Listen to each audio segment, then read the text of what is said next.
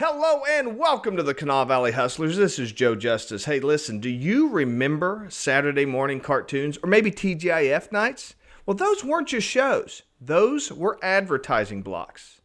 And today's world of algorithm-driven content is a direct descendant of those programming blocks. See, the world today with the algorithm, when you open up YouTube or Facebook, TikTok, Instagram, any of that kind of stuff, you get shown a video, and when you like and engage with videos like that, then you'll get shown similar videos. Now, the algorithms are incredibly in-depth at doing this type of stuff. So you have to understand that they're not just examining the topics of the videos or the headlines of the videos or anything like that. They're examining the colors, the backgrounds, the type of person, age, gender, all that kind of stuff, everything about the person that you're engaging with, they're measuring all that. They're measuring your response. They're measuring other people's similar response, people that are like them. And all of that has been really the culmination of 125 years or more of gradually narrowing advertising blocks down. So it all kind of got started with the birth of advertising in the 1800s or so, way back with newspapers and then magazines and things like that, where they would be on a certain topic. And then, of course, if you were a marketer trying to reach that topic or trying to reach those types of people, they would put your advertising in there. Now, when we get into the 20th century, we get into the roots of radio, where you had things like soap operas. And soap operas were designed for homemakers, so they were designed for people that are at home during the day, and they would sell things like soap, and that's where they came from. That's where the term soap opera came from. Early brands that capitalized on that were brands like Kraft, Carnation, Campbell's Soup. They would sponsor entire shows, and these were super broad. These were, when you think about it, your demographic there is basically homemakers. So, when you're talking the early 20th century, you're targeting women, and you're targeting women that take care of a household, and because that's who was listening to the radio in the daytime. So then they would start to do a thing called day parting, where, kids and homemakers would be home during the day, but then prime time was typically for families, so they would do family programming, and that's where you might, get into some advertising for the dads, possibly. Usually you're kind of targeting the family or the kids there. And then later at night, that's where the dads would usually stay up and listen, so that's where you would get advertising that was more directed towards dads. And that kind of evolved over the years. You would get certain types of programming, certain types of blocks. Different networks would have an identity based around those types of things. But it really hit off, the branded block kind of concept really solidified in the 80s and 90s. There was blocks like TGIF, Must See TV, and then, of course, things like Fox Kids, Disney Afternoons, Snick. Do you guys remember Snick, Saturday Night Nick? And Snick was targeted towards like teens, kids, and tweens is what they would eventually become called, but they weren't quite teenagers. They weren't quite kids. So they would advertise to them. So then TGIF would be targeted towards families, and then Must See TV was usually targeted towards, like people that were in their 20s, early 30s, who weren't quite family people yet. They were still kind of young. That's where you'd kind of have like your hipper programming and stuff like that. So then the advertisers would be able to target directly towards those types of people, because those were the types of people that were watching those advertising blocks. Now, this whole thing exploded with the advent of cable television, because cable television was all about specificity. Words are hard today. They're all about being specific. There we go.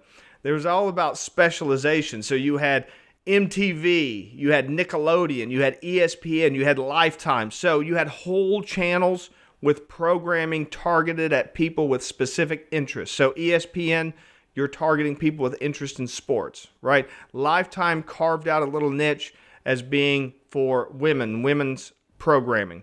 And then, of course, you had lots of other things along the way. You had big blocks that were on certain channels like Toonami and Adult Swim. Some of you guys might remember some of those things, and those were targeted towards usually usually older adolescents or, teenage boys, and to a certain extent, adult males, but mostly very young adult males. So you were able to advertise. But those were, that's a valuable demographic, because what you have to understand is by the time somebody's 30 or 40, they've made most of their advertising decisions. They have a type of beer that they drink. They have a type of restaurant they like to go to. They've picked out their deodorant. But when you get those young males that were watching Toonami, then you can still hit them with some basic lifestyle type stuff. Then things started to alter even more when we got into the digital age. And that's really where Google starts to really kind of take over into a smaller, and then a little bit later, Facebook. But Google, people were searching for specific things, so you're able to hit them with an ad right away. And then there were some other businesses like DoubleClick that Google eventually bought that were display ads. So then you would have the website. So you would have a website, in the early days of the internet, and still today, you'd have whole websites that were dedicated to like one thing. So there'd be like websites on horror movies. So then the Google display ads that would show up there would be for the types of people that would be interested in horror movies or shooting sports or recreational sports or any of that type of stuff. So they were able to do that from there. And then you had Facebook ads that were able to originally target by what people liked. So if in the early days of Facebook, you were encouraged to like certain pages, you would get content from those pages. Well, what they were able to do was take what people liked, and then they'd be able to build profiles. So then you could target people based on those profiles with advertising that would be meaningful to them. All this makes lots of sense, right? Now, what we've gotten into over the last 10 years or so, definitely the last 5 years, is the algorithms with YouTube, TikTok, Meta, Netflix even. Netflix kind of originated this idea because they would recommend movies based on what types of movies that you made, and they developed this whole algorithm system based on that, famously. So now what we have is the types of things that you watch and engage with, they share with you other things that are very, very similar. And the algorithms are very good at finding out what you like. And it's where the eyeballs are at today.